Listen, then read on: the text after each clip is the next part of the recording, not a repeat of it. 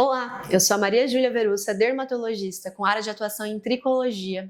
E no vídeo de hoje eu vou explicar para vocês sobre alguns mitos muito comuns em alopecia areata.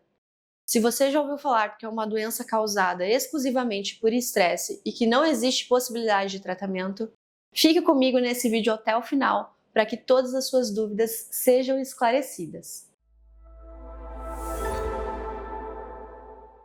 Antes da gente começar a falar sobre os mitos e verdades, eu vou relembrar com vocês que a alopecia areata é uma doença genética e autoimune, no qual o sistema de defesa do corpo vai atacar os próprios folículos pilosos que produzem o fio de cabelo. Isso leva a um quadro clínico de queda de cabelo repentina, na sua apresentação mais comum, com formatos circulares, principalmente no couro cabeludo.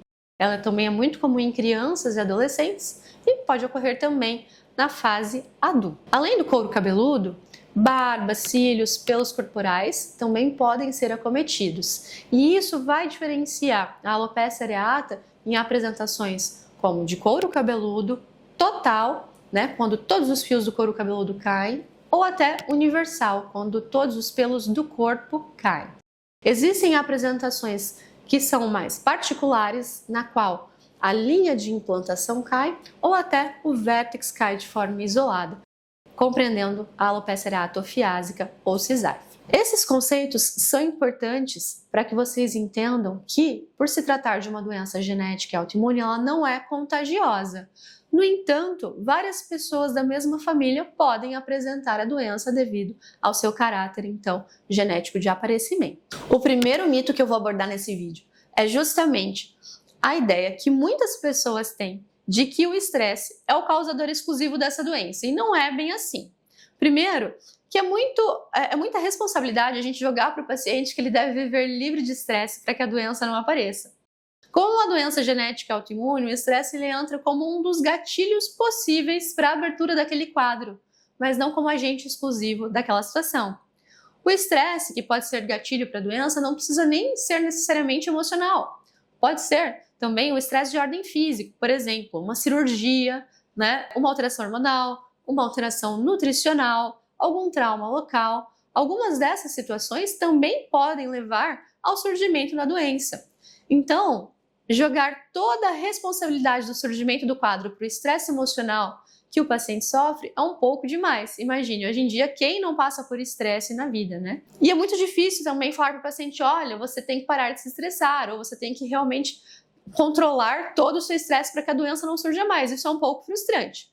Obviamente, é importante tratar o estresse se houver uma causa de ansiedade mais importante, como o falecimento de um ente querido, uma mudança familiar, uma mudança de trabalho. Esse estresse tende a melhorar com o tempo, mas a gente não pode culpá-lo exclusivamente pelo quadro, de forma que o estresse é apenas, então, um gatilho para a doença e não o seu causador principal. O segundo mito é: não existe tratamento para a alopecia areata. Na verdade, não é bem assim. A gente evita falar em cura para a alopecia areata, porque por mais que a gente consiga a repilação total, a recuperação total da área de perda de cabelo, ainda assim existe a possibilidade dessa doença se manifestar novamente em algum momento da vida, Então, existe tratamento sim, mas não podemos dar essa garantia de cura.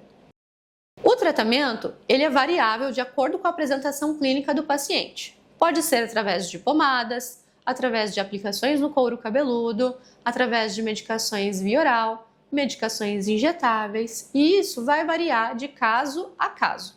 O que acontece também com bastante frequência é que essa é uma doença que acomete muitas crianças. E a depender do estágio que está ali a lesão, e da forma que o paciente já chegou no consultório, muitas vezes quando a criança chega no consultório ela já está em fase de melhora. Alguns profissionais optam por não tratar aquele paciente porque ele já está melhorando. E o tratamento acabaria oferecendo mais risco do que benefício àquele paciente. Mas isso não quer dizer que não existe tratamento, mas sim que naquele caso o tratamento não foi necessário. Se você tem essa doença, o ideal é procurar um médico dermatologista para decidir qual é a melhor opção terapêutica para o seu caso. Um terceiro mito é que a alopecia areata ela afeta apenas o couro cabeludo, como eu já falei no primeiro, não. Pode cometer cílio, sobrancelha, pelos corporais e também as unhas, inclusive as 20 unhas, tanto das mãos quanto dos pés. Nas unhas, a alopecia areata aparece como pitting, que são pequenas depressões, pequenos furinhos na lâmina ungueal. E muitas vezes, esse fator de acometimento das unhas pode ser um sinal de pior evolução, de pior prognóstico dessa doença. Pode ser que essa doença seja mais difícil de controlar com os tratamentos que temos disponíveis hoje. Então, além de acometer qualquer região do corpo que tenha folículo piloso, as unhas também são afetadas nessa doença. O quarto mito também, que é muito comum, é a dúvida: doutora, se eu raspar a cabeça, vai ajudar no tratamento? Vai melhorar a queda no sentido de que os fios vão se recuperar e o cabelo vai nascer mais forte? Na verdade, não. Tudo o que ocorre na doença ocorre dentro da pele do couro cabeludo, de forma que o corte, ou a raspagem desse fio na área externa não vai influenciar o processo inflamatório que está ali dentro. Algumas pessoas optam por raspar justamente para facilitar, em alguns casos, o uso de perucas e próteses, ou até mesmo porque diminui a ansiedade de ver o fio de cabelo caindo. E com o cabelo raspado, essa percepção do fio caindo diminui muito. A raspagem dos fios não é necessária na grande maioria dos casos, ainda mais se o paciente estiver em tratamento adequado e responder bem a esse tratamento, pois a repilação desse processo, em geral, é rápida, de forma que raspagem dificilmente vai ser uma orientação médica. O quinto mito é que dietas e suplementos podem curar a alopecia areata. Não é bem assim. Primeiro, porque a alopecia areata ela não tem cura. A alimentação saudável é importante para a saúde do cabelo, mas não existe nada específico que vá curar a doença.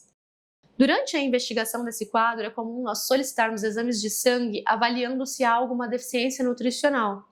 E se ela existir, nós fazemos a reposição medicamentosa para regularizar aquela substância no corpo do paciente. E a regularização dos nutrientes vai permitir com que o fio cresça de forma saudável assim que cessar o processo inflamatório do couro cabeludo. De forma que dietas específicas e suplementos não vão agregar no resultado desse tratamento. Geralmente, encontramos, principalmente na internet, alguns profissionais que se dizem especialistas em dietas de cura de alopecia areata. E nessa situação temos que tomar muito cuidado para não cairmos nas mãos erradas. E aí, você já ouviu falar sobre alguns desses mitos em alopecia areata? Se não, qual que mais te surpreendeu? E se tem algum outro mito que eu não comentei, deixa aqui nos comentários que eu vou te responder com o maior prazer. Para saber mais sobre conteúdos relacionados à alopecia areata ou outras doenças do couro cabeludo, curta o meu vídeo, se inscreva no meu canal, compartilhe com pessoas que possam se interessar com esse tema.